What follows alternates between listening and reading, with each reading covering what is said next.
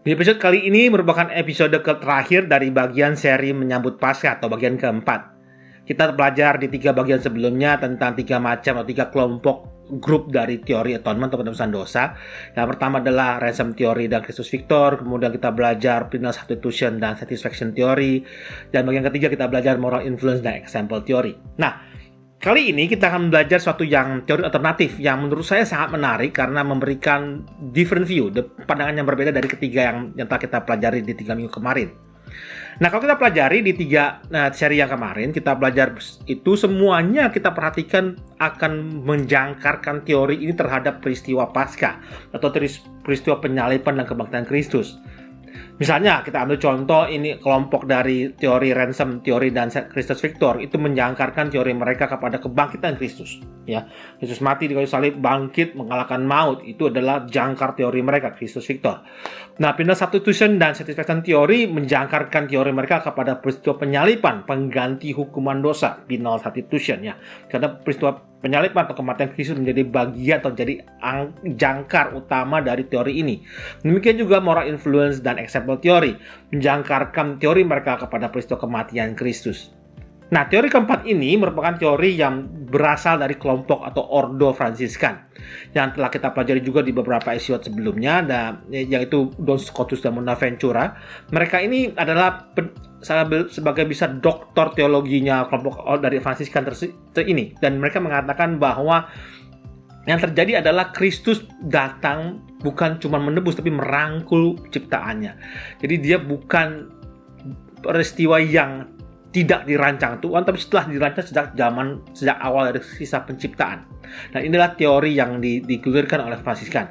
Dan kemudian dari teori ini mereka mengambil kesimpulan tentang bagaimana Kristus datang di dunia ini sebagai apa, dan bagaimana jawaban mereka terhadap peristiwa penghapusan dosa. Nah, menurut mereka, dan ini terutama dari salah satu teologian mereka yang cukup terkenal saat ini, yaitu Richard Rohr. Ya, kalau kita baca di Google, kita bisa ketemu bukunya seperti Universal Christ atau The Crucified God, yaitu buku-buku dari Richard Rohr.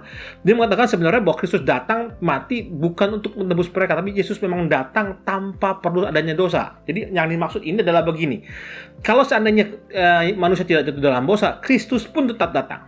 Ya, itu sebagai tadi yang di Don Scotus dan Bonaventura mengatakan bahwa Kristus datang sebagai bagian dari penciptaan dan merupakan ultimate yang utama dari penciptaan tersebut, adalah inkarnasi Kristus.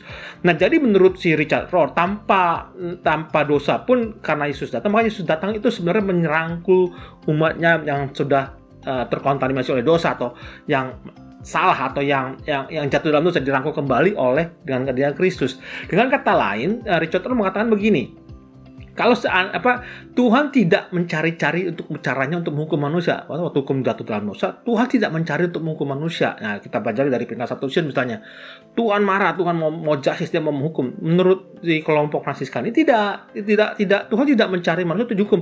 Tuhan justru datang mau mencari cara menyelamatkan manusia dengan cara inkarnasi. Jadi Richard Rohr mengatakan begini, bahwa Tuhan tidak perlu dibayar untuk bisa mencintai dan mengampuni umatnya, ciptaannya yang melakukan kesalahan. Ya, kalau seandainya Tuhan itu maha pengasih, maka dia tidak perlu dibayar supaya dia kembali mengasihi manusia. Jadi dengan kata lain bahwa Yesus datang merangkul umatnya adalah bagian dari keselamatan. Nah, dengan kata lain kalau kita pelajari ini dengan jangkar teori tadi, maka jangkar teori ini bukan terjadi pada peristiwa Paskah, tapi pada peristiwa Natal. Nah, mereka mengatakan bahwa justru dengan inkarnasi Kristus maka terjadi reunification atau reunion, kembalinya rekonsiliasi manusia dengan Allah dengan datangnya Kristus sebagai manusia, bukan dengan peristiwa Paskah.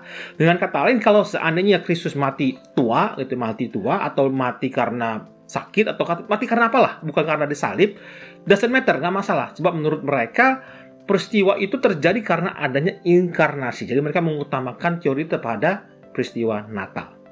Nah, jadi memberikan alternative view dari yang 3 tradisional tadi yang kita pelajari 3 minggu kemarin. Dia memberikan alternative view bahwa seolah-olah dia mengatakan bahwa tidak perlu adanya membayar dosa. Nggak dihitung sama Tuhan. Semua Tuhan datang untuk menyelamatkan, datang ke dunia untuk merangkul umatnya yang terhilang. Dengan kata lain juga kelompok ini mengatakan bahwa dia memberikan alternatif view yang berbeda dengan ketiga yang utama. Seolah-olah yang tiga utama ini dalam pandangan Fransiskan, kelompok Fransiskan ini, bahwa mereka mengandaikan bahwa Yesus datang hanyalah plan B Tuhan, plan alternatif Tuhan, bukan plan utama. Kalau manusia tidak dalam dosa, maka tidak perlu Yesus datang di dunia.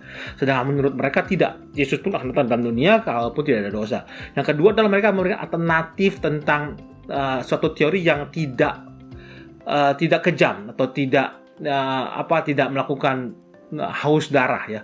Tidak perlu adanya pembayaran, tidak perlu ada hukuman, tidak perlu ada darahnya tertumpah.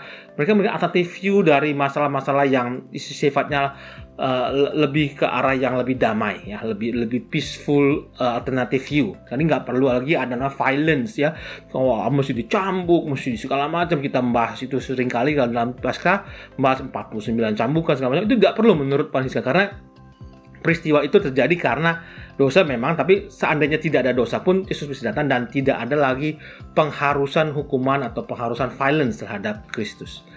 Jadi inilah alternatif teori, dan bagaimana kemudian kita mempelajari dari keempat ini, mana yang benar. Nah, saya tidak mengajak kita memilih mana yang benar, tapi kita bisa tetap setia dengan ajaran gereja masing-masing.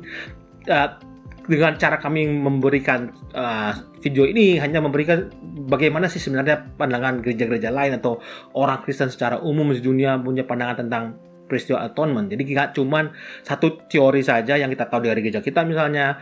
Juga ada gereja lain yang punya teori yang berbeda, dan masing-masing teori ini mempunyai keunggulan sendiri, mempunyai kelengkapan sendiri, dan mempunyai view yang berbeda sendiri. Oleh sebab itu, kita tidak perlu memilih mana yang terbaik atau mana yang paling benar ya. Bukan itu tujuan kami membuat video ini, tapi memberikan sebagai alternatif. Oke, sampai sini seri tentang Paskah, dan minggu depan kita sudah masuk Paskah. Selamat Paskah untuk semua, dan kemudian kita akan lanjutkan lagi dengan beberapa episode yang lain. Sampai jumpa di episode berikutnya. Tuhan Yesus memberkati.